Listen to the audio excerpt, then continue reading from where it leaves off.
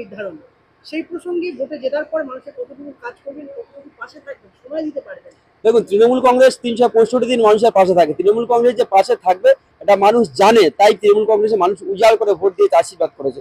সুতরাং এটা বলার অপেক্ষা রাখে না 365 দিন মানুষের সাথে থাকে তৃণমূল কংগ্রেস, মানুষের পাশে থাকে তৃণমূল কংগ্রেস, এটা নতুন করে কোনো বলার অপেক্ষা রাখে না।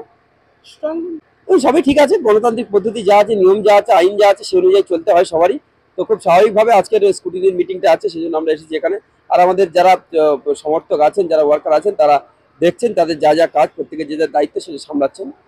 জাস্ট এটা আশা আর কি। দীর্ঘ আড়াই তিন দেখুন, রিল্যাক্স নয়, কষ্ট নয়, কিছু নয়। আমরা তৃণমূল কংগ্রেসের কর্মীরা 365 দিন মানুষের পাশে থাকি। আজকেরও মানুষের পাশে আছি, প্রচার হয়েছে, প্রত্যেকের মিটিং মিছিল যা যা হয় সেগুলো হয়েছে। আর আজকেরও যেটা হওয়ার হচ্ছে ওটাকে, এটা নিয়ে কোনো নতুন কিছু না। আড়াই মাস লড়াইয়ের পর আজ জেতার ব্যাপারে জেতার ব্যাপারে 2000%। হ্যাঁ, ঠিক আছে, মার্জিন নিশ্চিতভাবে গতবারের থেকে অনেকটা বেশি হবে, এটুকু বলতে পারি আপনাদের। প্রথম কাজ মানুষের অধিকারকে প্রতিষ্ঠিত করা। নদী বাঁধগুলো আছে তোমার সে নিশ্চিতভাবে যেটা যা আছে বললাম তো, মানুষের অধিকার তো ওটাও একটা অধিকারের মধ্যে পড়ে, সেই অধিকারকে প্রতিষ্ঠিত করা। ঠিক আছে, এটা এটা আপনি এটা তো দায়িত্ব দিয়েছিলেন ম্যাডাম, যেমন সুভাষিস চক্রবর্তী অবজারভার। আমরা অনেককেই দেখেছি, কিন্তু তারা সময় জ্ঞান একটু এদিক ওদিক করেছে, কিন্তু আপনার থেকে সেটা কিন্তু অনেক আগে হয়েছে। সেটা দেখুন, আমার একটা কথা হচ্ছে, অনেকেই জানতে না না, এটা আমার দায়িত্ব কর্তব্য। আমি মনে করি এটা আমার দায়িত্ব কর্তব্য। আর তাছাড়া আমি তো শিক্ষক ছিলাম, রামকৃষ্ণ মিশনের দীক্ষিত। হ্যাঁ, ঠাকুরমা স্বামীজির যে অনুপ্রেরণা, হ্যাঁ, সময়ের কাজ সময় করতে হয়।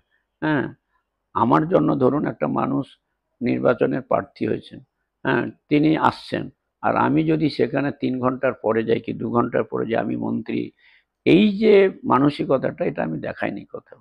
আপনি দেখবেন আমি সকালবেলা চায়ের আড্ডাখানায় বসে আমাদের ওই রবীন্দ্র সদনে আমি একটা করেছি, ওই শান্তিনিকেতনে পড়তাম তো, তা সেই ছাতিমতলা পড়েছি। বাড়িতেও দেখবেন একটা ছাতিমতলা দেখেছি। অতএব এটা বলুন একটা অনুপ্রেরণা, আর আমার এই অনুপ্রেরণাটা জুগিয়েছে আমাদের সাগরপতি হরিপদ বাউলী, যার আদর্শে অনুপ্রাণিত হয়ে আমি এই রাজনীতিতে আসা। আমার শিক্ষাগুরু বঙ্কেশ মাইতি, আর হচ্ছে স্বামী ইষ্টানন্দ মহারাজ। একদম শেষ প্রশ্ন, রামেলা এমপির কাছে দাবি রাখার ব্যাপার নেই। আমাদের প্রশাসনিকভাবে সফলতম বিধায়ক এবং বর্তমান সুন্দরবনের গর্ব হিসেবে সফলতম মন্ত্রী মাননীয় বঙ্কিমবাবু, তিনি প্রশাসনিক ব্যাপারে একমদ্বিত্ব হিসাবে যোগ্য এবং দক্ষ।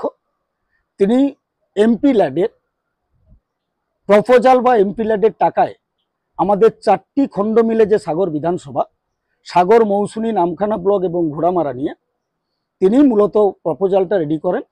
তিনিও কর্মীদের সঙ্গে আলোচনা করে বা প্রত্যেক পঞ্চায়েত এলাকায় যারা দলে নির্বাচিত কিংবা প্রশাসনিক পদে রয়েছেন তাদের সঙ্গে কোন এলাকায় কোনটা করা উচিত প্রায়োরিটি বা গুরুত্ব বুঝে পর্যালোচনা করে তিনি ডিসাইড করেন, এবং তিনার হাত দিয়েই আমাদের এমপি ল্যাডের প্রপোজাল ডিস্ট্রিক্ট ম্যাজিস্ট্রেট অর্থাৎ জেলা শাসকের মাধ্যমে সরকারি প্রসেসে সংবিধানের নিয়ম মেনেই আমাদের কাজ হয়।